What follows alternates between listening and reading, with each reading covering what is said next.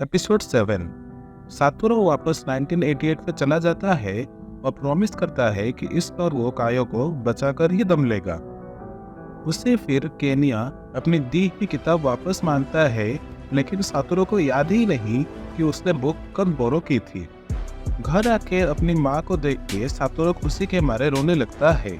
उसके अगले दिन सातोरू केनिया से कहता है कि इसने उसकी बुक गुमा दी है, तो केनिया जवाब देता है कि उसने सातोरू को कोई बुक नहीं दी थी और ये सिर्फ ये बहाना था ताकि वो उससे अकेले में बात कर सके।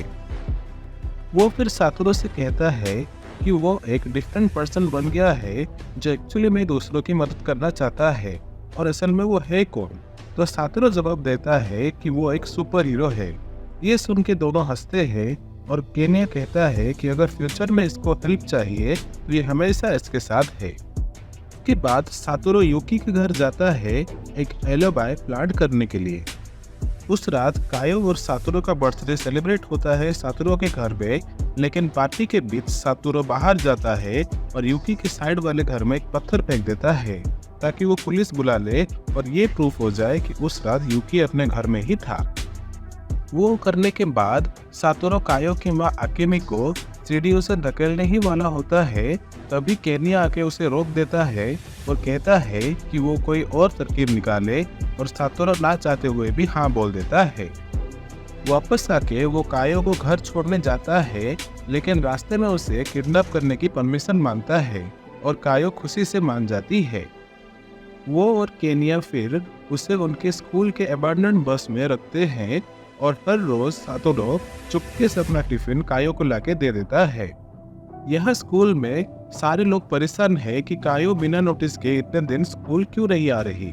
उसके बाद सातोरू और केनिया हिरोमी को उनके ग्रुप में शामिल कर देते हैं और इस बात पे कायो बहुत खुश है।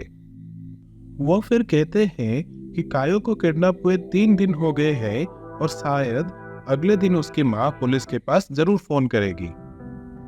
उसके बाद हिरोमी कहती है कि क्या होगा अगर वो पकड़े जाए, तो सातोरू कहता है कि अगर कभी ऐसा हो तो वो सारे इल्जाम खुद पे ले लेगा। तो कायो कहती है कि जो कुछ भी हो रहा है उसमें किसी की भी गलती नहीं है। उसके बाद घर जाने के वक्त केनिया सातोरू से कहता है कि वो उसके लिए सचमुच का एक सुपर हीरो है। फिर समझाने के बाद बस के अंदर एक अनजान आदमी घुस जाता है। एपिसोड 8। कायो के बस में एक अनजान आदमी आके जोर जोर से लात मारने लगता है, लेकिन कायो कोई रिस्पॉन्स ना देने की वजह से वो चला जाता है। उसी सुबह जब सातोरू ब्रेकफास्ट कर रहा होता है, तब उसकी माँ बोलती है कि ये इतनी सुबह उठ के किससे मिलने जा रहा है। तो सातोरू जवाब देता है कि कोई भी नहीं। उसके बाद वो उसे एक एक्स्ट्रा टिफिन देती है ताकि उसे भूख लगने पर वो उसे खा सके। सातोरू फिर कायो के पास जाकर उसे वो एक्स्ट्रा टिफिन दे देता है और दोनों बैठ के थोड़ी बातें करते हैं।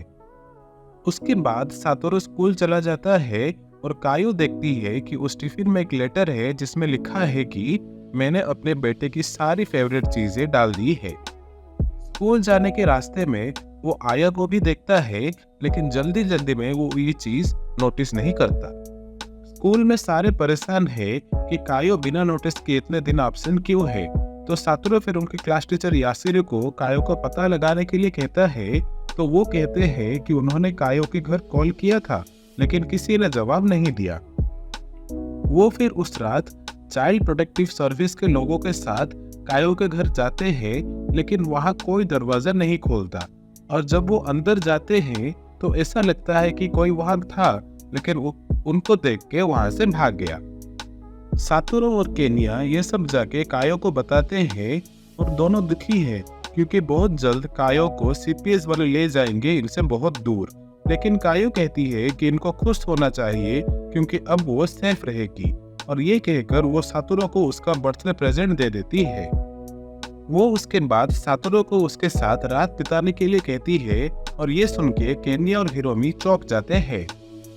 लेकिन उसका असल मोटिव ये था कि पिछली रात कोई आके जोर से दरवाजा खोलने की कोशिश कर रहा था, तो उससे बचने के लिए इसने ऐसा कहा।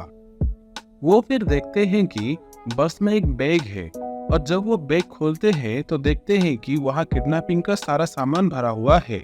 सातोरू फिर कहता है कि ये जगह कायो के लिए सेफ नहीं है और वो उसे अपने घर लेके आ जाता है। और ये देख के उसकी माँ बहुत खुश होती है और कायो को अच्छे से खिलाती और नहलाती है और यासिरो को उसके मिलने की खबर सुनाती है। और सुबह होने पर वो कायो के लिए एक अच्छा सा ब्रेकफास्ट भी बनाती है और ये देख के कायो रो पड़ती है क्योंकि उसकी माँ ने कभी उसके लिए इतना अच्छा ब्रेकफास्ट नहीं बनाया। असल में वो कभी उसके लिए ब्रेकफास्ट बनाती ही नहीं। वहाँ कायो की माँ आकेमी बहुत गुस्सा है उसके डिसअपीयरेंस से और जब कायो दरवाजा नॉक करती है तब वो गुस्से में उसे मारने ही वाली होती है, लेकिन तभी वहाँ सातोरू और साचे को आ जाते हैं उसे बचाने।